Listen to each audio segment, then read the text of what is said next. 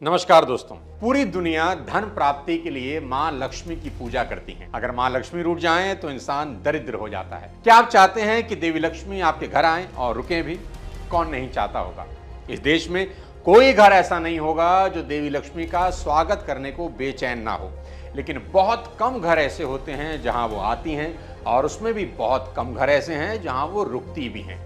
आज के इस वीडियो में आपको ऐसी 5 बातें बताने वाला हूं जो अगर आपने कर ली तो मैं शर्त लगा सकता हूं कि देवी लक्ष्मी आपके घर आएंगी भी और रुकेंगी भी। और इस वीडियो के लास्ट में यह भी बताऊंगा कि देवी लक्ष्मी का वाहन उल्लू ही क्यों है। इसलिए इस वीडियो को आखिरी तक जरूर देखिए, बेहद इंटरेस्टिंग होने वाला है ये वीडियो। सबसे पहले सबसे साधारण बात से शुरुआत करते हैं। आप खुद सोचिए, क्या आप किसी ऐसे होटल में रहना पसंद करेंगे जहां कूड़ा बिखरा हो, गंदगी हो, बाथरूम साफ ना हो? देखो, अगर कोई 1000 रुपए का कमरा भी किराए पर लेता है ना, तो ये उम्मीद करता है कि सब साफ सुथरा मिले, बेडशीट साफ हो, बाथरूम साफ हो, बालकनी सब साफ होनी चाहिए। और कहीं अगर गलती से मक्खियां मच्छर दिख जाएं तो आग बबूला हो जाता है कि ये कैसा होटल बुक करा लिया, आज के बाद यहां आना नहीं है। देखो दोस्त, हम तो सिर्फ इंसान हैं, फिर भी रहने और रुकने के लिए सफाई पसंद करते हैं। ठीक वैसे ही मां लक्ष्मी वहां कभी नहीं रुकती जहां गंदगी हो, धूल हो, जाले लटक रहे हों, घर का सामान इधर उधर सब जगह बिखरा पड़ा हो। जापान की एक टेक्निक दुनिया भर में वायरल हुई, उसका नाम है कोमारी मेथड, जिसे जापानी लेखक मारिया कोंडू ने शुरू किया।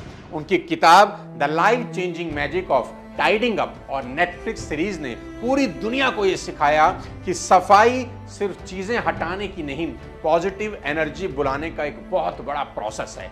जापान के लोग समझ गए कि सफाई का पैसे से सीधा रिश्ता है। एक साफ सुथरा कमरा, एक साफ डेस्क, सब चीजें ठीक अपनी जगह पर रखी हुई होनी चाहिए।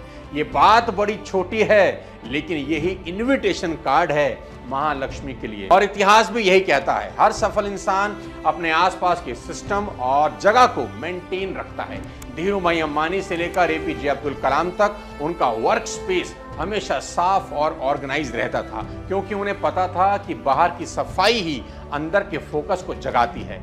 इसलिए अगली बार जब आप अपना बिस्तर ठीक करें, अपनी अलमारी जमाएं या मेज से बेकार कागज हटाएं, तो समझ लीजिए आप सिर्फ सफाई नहीं कर रहे, आप लक्ष्मी जी के आने का रास्ता बना रहे हैं। अब दूसरी चीज बताता हूं जिससे मां लक्ष्मी का वास आपके घर में होगा, वो है आपकी लैंग्वेज और आपका सॉफ्ट व्यवहार। लक्ष्मी वहां रहती हैं जहां वाणी में कटुता नहीं, मिठास होती है। सिर्फ पूजा करने से वो नहीं आती, लक्ष्मी आपके शब्दों से आती है, क्योंकि शब्दों में शक्ति होती है और वो शक्ति या तो आकर्षण बन सकती है या फिर विनाश। अगर आप अपने घर वालों से हमेशा ही ताने में बात करते हैं, स्टाफ को डांटते रहते हैं, नौकर से गुस्से से पेश आते हैं, तो आप सिर्फ रिश्ते नहीं तोड़ रहे, आप मां लक्ष्मी की ऊर्जा को भी दूर कर रहे हैं। याद रखिए, पैसा अकेला कभी नहीं आता, वो आपके आसपास के लोगों की वजह से ही आता है। और लोगों से रिश्ता बनता है आपकी लैंग्वेज और आपके व्यवहार से। आपने अक्सर देखा होगा कि कोई दुकानदार बहुत तेज बोलता है, रूखा होता है, भले उसका सामान अच्छा भी क्यों ना हो, फिर भी ग्राहक नहीं आता। दूसरी ओर एक चाय वाला भी अगर मुस्कुराकर बोले, भाई साहब बैठिए, तो मन करता है रोज वहीं जाकर चाय पी जाए। यही फर्क है शुभ वाणी और नम्र व्यवहार का। स्टीव जॉब्स, नारायण मूर्ति, रतन टाटा, ये लोग करोड़ों अरबों के मालिक हैं, लेकिन जब बोलते हैं तो आवाज में अहंकार नहीं, सम्मान और शांति होती है। आपको लगता होगा कि पैसा तो दिमाग से आता है। पैसा जरूर दिमाग से आता है दोस्त, लेकिन रुकता उन संबंधों के कारण है जो दिल से बनते हैं, और बिना संबंधों के पैसा कभी टिकता ही नहीं। नम्रता वो गुण है जो आपके लिए हर दरवाजा खुलवाता है, चाहे वो इन्वेस्टर का हो, चाहे भगवान का। और ध्यान रखिए, जो दूसरों को छोटा समझता है, समय उसे छोटा बना देता है। गाली देने वाला अमीर हो सकता है पर सुखी कभी नहीं होता, क्योंकि जहां कटुता है वहां कलह होती है, और जहां कलह होती है वहां लक्ष्मी एक पल के लिए भी नहीं रुकती। तो अगर आप चाहते हैं कि धन सिर्फ आपके बैंक अकाउंट तक सीमित ना रहे, बल्कि आपके जीवन में आनंद, संबंध और सम्मान भी लाए, तो सबसे पहले अपनी लैंग्वेज और व्यवहार में मिठास लानी होगी। देखो, पैसा वहीं आता है जहां 3 चीजें इकट्ठी हों, आपकी आदतें, आपकी सोच और आपके संस्कार। कई लोग सुबह पूजा करते हैं, दिया जलाते हैं, माला फेरते हैं, पर जैसे ही दिन शुरू होता है उनको अपनी लैंग्वेज पर कंट्रोल नहीं होता। माँ की, बहन की, सब उल्टी सीधी गालियां चालू हो जाती हैं। याद रखना, देवी लक्ष्मी को आपका जलाया दिया ही नहीं खींचता, उसे खींचती है आपकी भाषा, आपका व्यवहार। एक बार एक रिपोर्टर ने रतन टाटा से पूछा, सर आपके पास इतना पैसा है, इतना स्टेटस है, लेकिन आप इतने शांत, इतने सिंपल क्यों हैं? रतन टाटा मुस्कुराए और बोले, स्टेटस मेरे कपड़ों या गाड़ियों से नहीं, मेरे व्यवहार से आता है। पैसा आए या जाए, इंसानियत नहीं जानी चाहिए। इतना बड़ा इंसान फिर भी एक छोटे कर्मचारी को भी सर कहकर बुलाता है। यही है वो नम्रता जहां लक्ष्मी सिर्फ आती नहीं, पीढ़ियों तक रहती है। मां लक्ष्मी क्यों रूठ जाती हैं, इसका तीसरा और बड़ा इंपॉर्टेंट कारण आपको बताता हूं। वो है कृतज्ञता, यानी ग्रेटिट्यूड की भावना का ना होना। इसे ऐसा समझें कि जिसके पास जो है, अगर वो उसी के लिए थैंकफुल नहीं है ना, तो नई अपॉर्चुनिटी उसको कभी नहीं मिलती। और ये कोई स्पिरिचुअल ज्ञान नहीं है, ये एक यूनिवर्सल लॉ है। देखो, जो व्यक्ति कृतज्ञ होता है ना, ग्रेटिट्यूड वाला होता है, वहीं समृद्धि टिकती है। जरा सोचिए, अगर कोई आपके हर छोटे एफर्ट पर आपको अप्रिशिएट करे, थैंक यू बोले, मुस्कुराए, तो अगली बार आप उसके लिए कुछ भी करने के लिए तैयार हो जाते। तो प्रकृति का भी यही नियम है। जब आप अपनी सैलरी, अपने काम, अपने शरीर, अपने घर, अपने माता पिता और अपनी छोटी छोटी अचीवमेंट के लिए यूनिवर्स को थैंक यू बोलते हो ना, तो पूरी कायनात आपके लिए और देने को तैयार हो जाती है। ग्रेटिट्यूड एक मैग्नेट है, ये सभी तरह के सुख और संपन्नता को अपनी तरफ खींचता है। और दूसरी तरफ जो व्यक्ति हर तरफ शिकायत करता है, मुझे कम मिलता है, मैं तो बहुत अनलकी हूं, उसको क्यों ज्यादा मिला है, हमेशा ही रोता रहता है, वो खुद अपनी एनर्जी ब्लॉक कर रहा है। उसके ये नेगेटिव शब्द मां लक्ष्मी को उससे दूर कर रहे हैं। कुदरत भी सोचती है, इसे कुछ भी दे दो, साला रोता ही रहता है, इसको छोड़ो और उस इंसान की सुनो जो कहता है thank you. Thank you God, मेरी नौकरी है। थैंक यू गॉड, मेरे पास 2 वक्त की रोटी है। शुक्र है मेरे माँ बाप मेरे साथ हैं। ऐसे पॉजिटिव इंसान के पास वो वाइब्रेशन बनती हैं जो देवी लक्ष्मी को अपनी तरफ खींचती हैं। स्टीव हार्वे ने एक बार कहा था, अगर आप उस चीज के लिए आभार नहीं जता सकते जो आपके पास है, तो आप उस चीज के लायक नहीं हैं जो आप चाहते हैं। आपके पास भले ही आज 10,000 रुपए की तनख्वाह हो, लेकिन अगर आप उसके लिए थैंकफुल हैं, तो वही 10,000 रुपए आगे चलकर 1 लाख रुपए बन जाएंगे। और अगर आप हमेशा दुखी हो कि मेरे पास ये नहीं है, वो नहीं है, तो जो थोड़ा भी है ना, वो भी एक दिन चला जाएगा। तो याद रखना, हर दिन सोने से पहले जो आपके पास है, उसके लिए भगवान का दोनों हाथ जोड़कर शुक्रिया अदा करना, और फिर देखना कैसे यूनिवर्स आपकी फ्रीक्वेंसी बदल देगा। क्योंकि पैसा सिर्फ मेहनत से नहीं आता, पैसा आता है उस मन में जहां ग्रेटिट्यूड की भावना होती है। अब बताता हूं चौथी गलती जिसके कारण लक्ष्मी मां हमसे दूर हो सकती हैं। वो है कुछ नया सीखने की भूख का ना होना।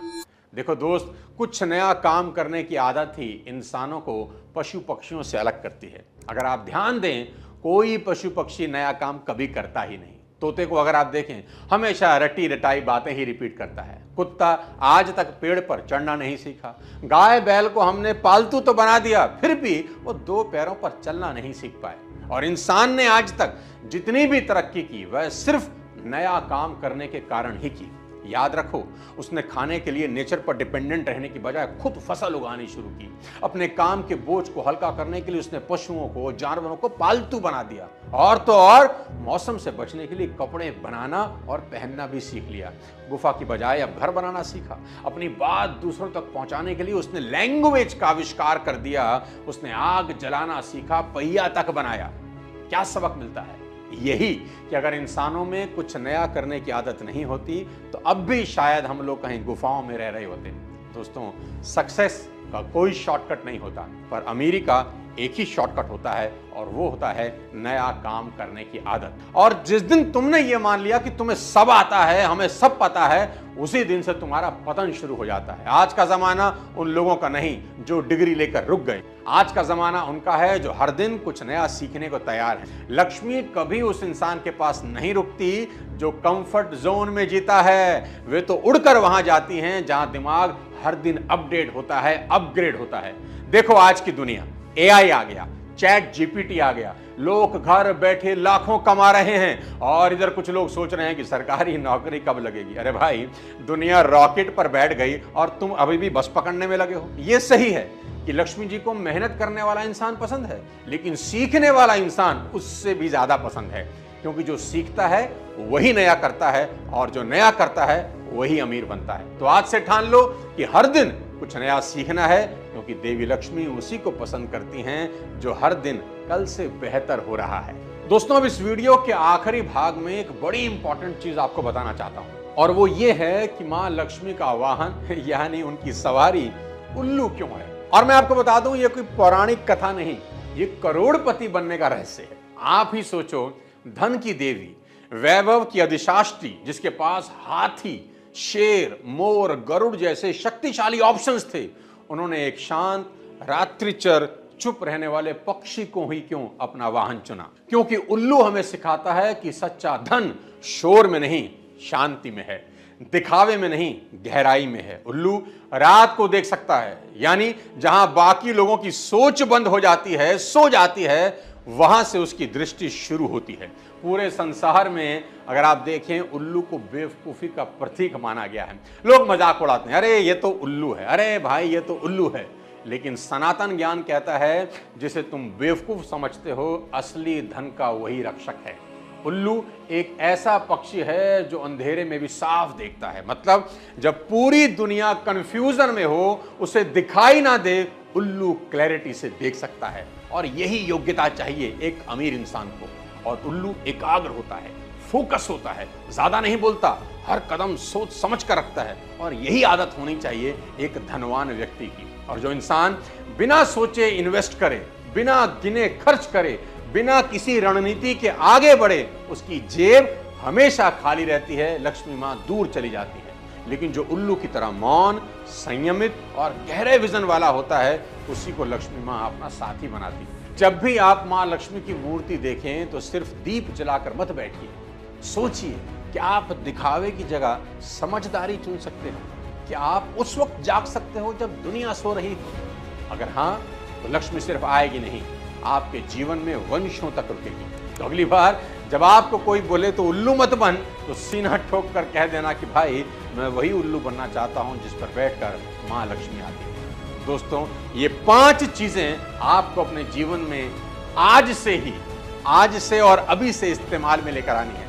मेरा दावा है अगले 3 से 6 महीने के अंदर स्थितियां और बेहतर होती चली जाएंगी। अगले किसी और वीडियो के साथ जल्द आपसे मुलाकात करता हूं। तब तक अपने स्वास्थ्य का ध्यान रखिए और उल्लू बन जाइए। जय हिंद।